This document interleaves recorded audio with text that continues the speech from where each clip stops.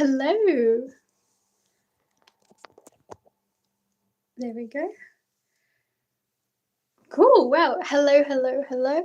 Hope you're doing well. My name is Laura Elizabeth, and today I would like to practice with you some TFT, which is thought field therapy in hypnotherapy.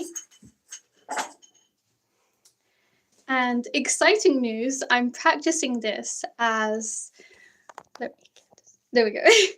I'm practicing thought field therapy today as I have a case study. I have a case study to practice with this afternoon. So I'm just getting ready for that. Even though I am in training, I like to try and bring the best that I can for that person.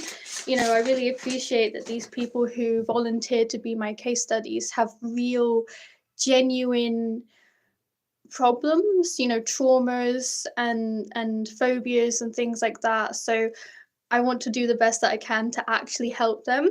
So that's why I like to prepare. And for this module, I have some worksheets because this one is a little complex.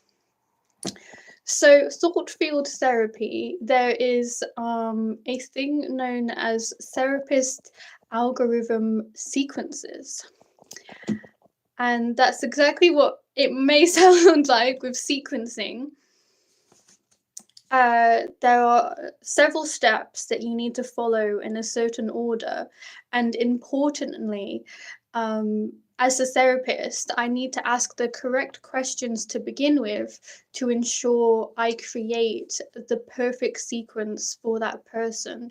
Because each sort of tapping point, like meridian point, each one aligns up with a different emotion or area.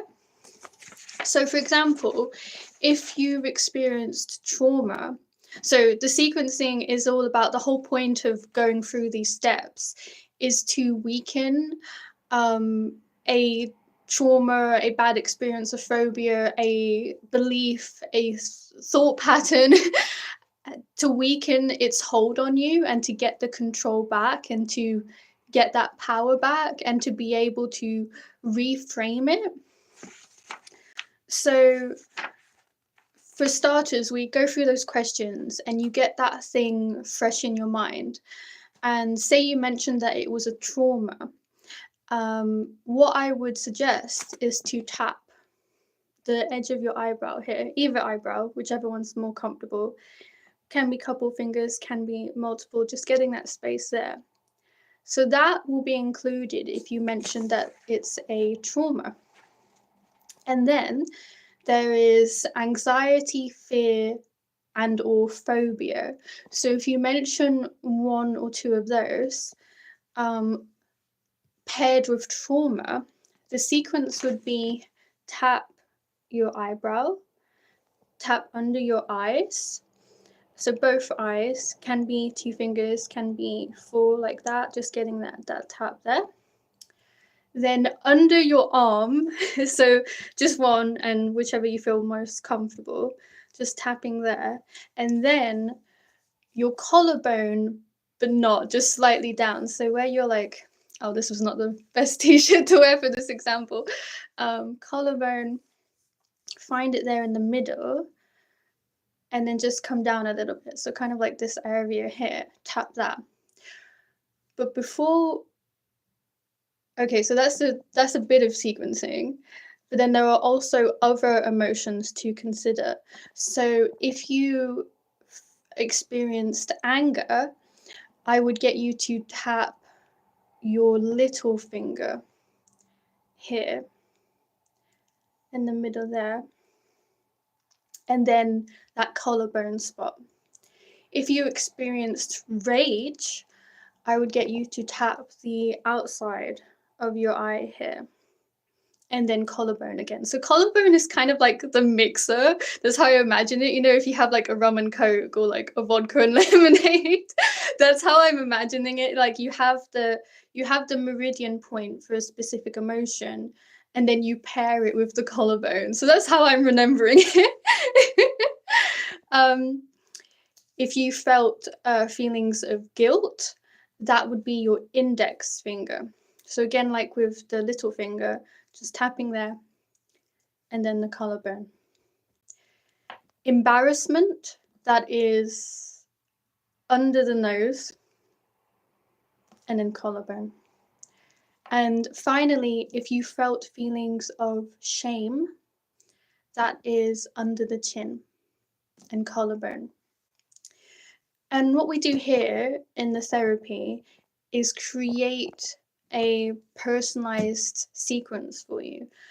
And we'll have that conversation. And interestingly, what came up in my training and in a previous case study actually was the discussion of rage, anger versus rage, and embarrassment versus shame, and how the two are actually linked. So rage is the extreme or violent form of anger, which can be followed by hostile behavior. Rage can come from a feeling of helplessness. People often feel this way during a trauma, especially if they were very young.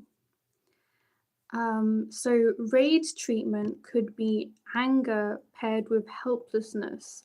So this would be the outer eye and then collarbone.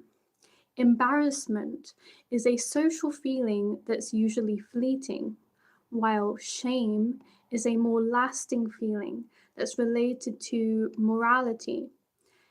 You did something wrong versus you are wrong, which can be very strong. So that was just an interesting thing to cover, especially with one of my case studies about the feeling of helplessness. Rage can stem from feeling helpless. So then it comes back around to feeling ashamed. And if it's to do with say for example, a childhood trauma, maybe people treated you as if you were not right, there was something different and wrong about you, then there can be internalized shame. So that's why it's important to have that in-depth conversation about, okay, what is it that you're actually struggling with, and what were the emotions, to be able to put together the perfect sequence for you that will be efficient, effective.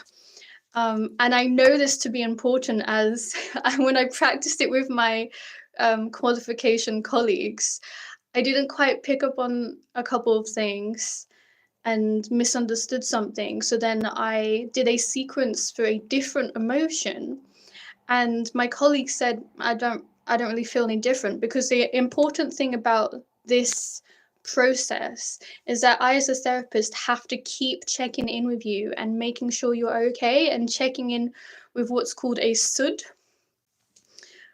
What does that actually represent? It basically means so it's out of 1 to 10. So right at the beginning, we set the scene with a karate chop, like that. And then right from the beginning, fresh from our conversation about your trauma, your fear, your phobia, I ask you, out of 1 to 10, with 10 being the absolute strongest, it's overwhelming, how do you feel about this? When you think about it, how do you feel? And presumably, if this is something you've come to me because you're struggling, you notice that, then it will be quite high. It could be 10 out of 10, could be 9 out of 10. So we check in there, and then we begin the sequence. So, eyebrow, under eye, underarm, collarbone. And then say you experienced rage. So, outside of eye, collarbone. And say there was some shame. So, chin, and then collarbone. So that's one step. Then I would ask you again, okay, now thinking about your trauma, fear, phobia problem, how do you feel about it now? And the goal is that you will have dropped down at least 2 points. So say you said 9 out of 10, and then after this sequence you said 7 out of 10, that's great. We would move on to what's called the 9 gamut sequence. However, if that was not the case and you still feel pretty strongly about it, or you said 8 out of 10, so that's only 1 drop, we would do what's known as the PR trio sequence, which is the karate chop, rub your sore spot. So this is in between like your collarbone and like above your heart. So it's like you're rubbing it like it's sore. So that's the second step, and then tapping under your nose. And then again, I ask you, how do you feel now out of 10? Keep checking in to make sure it's getting lower. And then we would go on to the 9 gamut sequence. So the gamut point is in between your knuckle and your wrist. This bit here, the edge of your hand. Just this big thing here, this dent. And you could just use 2 fingers, but ideally if you get your whole hand in there, then you'll definitely get the spot.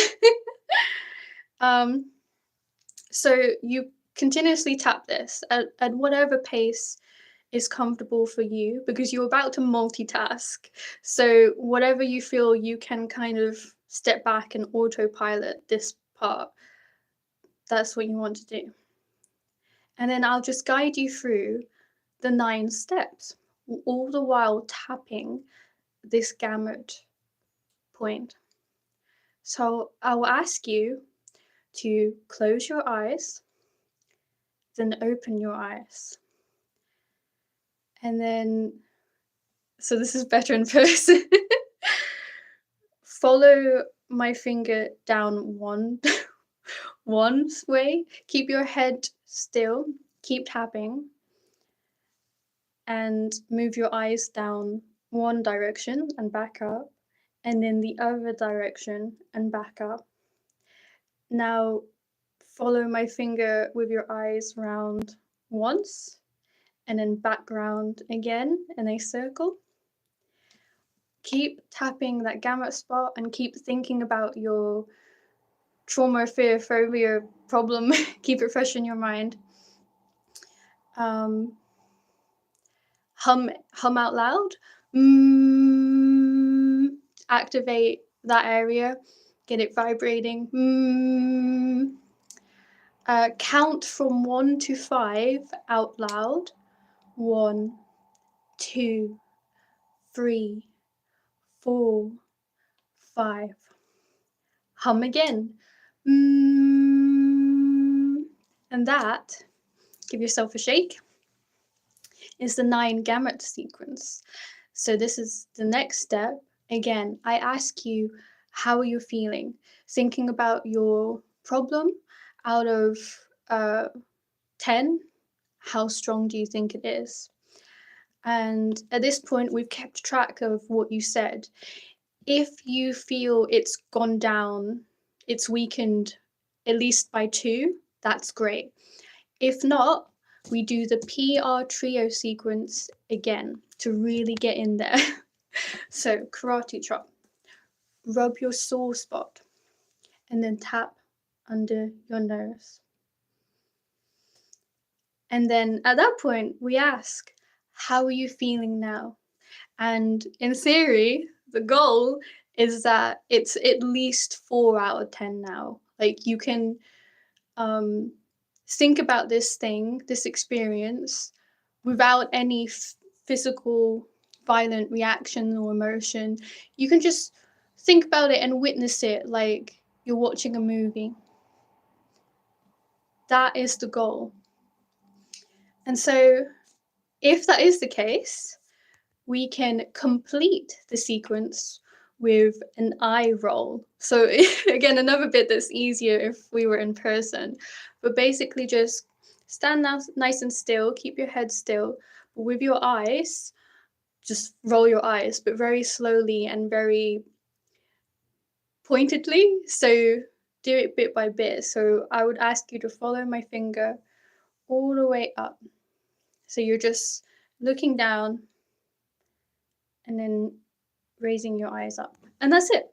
That completes the sequence.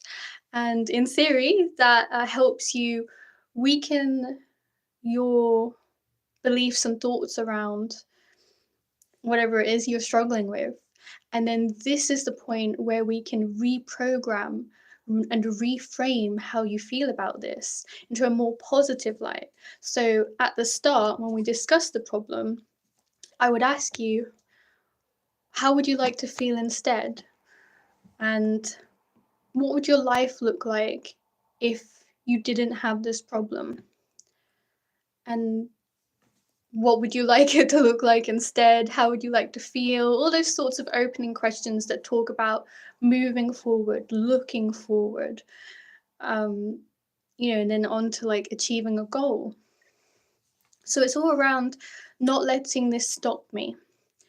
Say, for example, you had a phobia, claustrophobia. I always think of that one because I struggle with that one a fair bit. Or the sort of the fear of very packed, crowded areas. Your goal could be that you want to go out more. Oh, hello, nice emoji. Do you have a fear, phobia, trauma? Yeah, so your goal could be that, like, well, you want to go out more, you want to have more fun, you don't want to be so stressed and anxious about, you don't want to ruminate and overthink about going outside. So the flip side of that, the positive would be imagining yourself going out and being content and calm and at peace, confident. Uh, you're enjoying it. You're actively looking forward to going outside. So things like that. So then that's when we would move on to that goal. So yeah, thank you for being here with me and letting me practice my TFT therapist to sequence with you, ready for my case study this afternoon. I do have phobias. I get real anxiety about going outside sometimes. Yeah, exactly, right? It can be really like um affecting you of like your life of things that you want to do. Like you may think to yourself, "Oh, I want to go outside," but you overthink it maybe, and that's not a nice place to be in, is it? You think to yourself, "Oh, I could have gone out and done this and this, but instead I didn't." Am I studying for an exam? So not technically an exam. I'm training to be a hypnotherapist and I'm taking a hypnotherapy diploma. I qualify in July, fingers crossed I do all of my homework. So this is what I have to do every month for every module. I have to conduct at least 3 case studies where I practice what I've learned. And then I have to show, like, do the case study. So it's all anonymous. And then I have to show my teachers of like, look, I've been practicing. And there were also a couple of essays that I have to write. I've written one already that was about the Gestalt theory, which was very interesting. Is that in university? No, it's just a diploma, so it's 10 months. Yeah, 10 months. Is just a diploma. Um, yeah, it's technically part-time. Um I go to my teachers one weekend every month to learn the module, and then I spend the rest of the months doing my case studies and doing my homework, and yeah, talking to you about it. Yeah, I'm just checking. So this will actually be my final case study for the month, and then I can make my notes and submit my homework. So there's me ready with that. I was a bit worried to begin with because I found it's a lot of information to remember. Oh my gosh, same, yeah. I mean, I don't mind it so much. I always remind myself it's not like at school, it's not like at university. I really chose to do this and invest in this, and I'm really passionate about it. And I acknowledge that it's going to help me be a really great therapist. It's going, I need to be the best. I need to know everything there is to know to help people, to be able to know the best technique to help them with. So that's what motivates me to do it. And I do genuinely really enjoy it. It's just sometimes it can be, I mean, it's therapy. It can be very intense and a little bit confusing. Yes, it is good to have a passion. Yeah, definitely. I love the feeling it gives me of like lighting me up and motivating me, and yeah, just filling me with joy. I suppose it's because one of my core values is to give back and help others and to spread positivity. So when I think about that is what it will be achieving, that helps me stay on the right path. So that was my live for today. And yeah, that's me done for today, I think, really, unless you have any questions or you want to chat about anything. When I was on a live yesterday, it was pretty casual. I was in my PJs and we were talking about me potentially doing a room tour at some point. I like your head monsters, thank you. My boffers, my pink little, yeah. Like I say, I like to bring joy and fun. It always starts an interaction off really well because it makes people smile and gets people chatting. Yeah, and they bob along with me. And coincidentally, so I never planned to buy these as like a branded element. Last year in Norwich, which is where I live, I attended my first ever Pride festival, and they were handing these out. So I just took them, like, yeah, I'll have a pair. And I've been wearing them ever since. And everyone's always like, oh my gosh, I love those. Those are so fun. And I just really like that. It's a great conversation starter and a great way to just break the ice and get the vibe all nice, which I'm all about. But yeah. Oh, there was a funny story the other day. I'd just done a live and I forgot that they were on. And there was a delivery. So I opened the door and I took it and I said, thank you. And the delivery person saw these and started smiling, which is what I love. I'm like, yes, I really want to be able to bring more smiles to the world.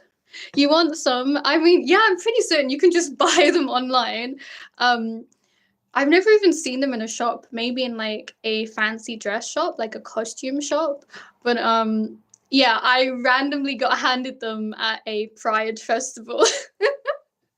That's my story with them. As somebody said to me the other day about, oh, what are you going to do if you break them? I was like, oh, yeah, I guess I would have to just like buy another pair. I'm hoping they'll be okay. I'll look after them. I only try to wear them actually on video calls or in like lives and stuff, or like at my desk, because yeah, I feel like if I was to go out in them, I might actually break them. I forgot about them one time and got into my car and they got stuck on the top of the car. And then I remembered them, so I took them off. Yeah.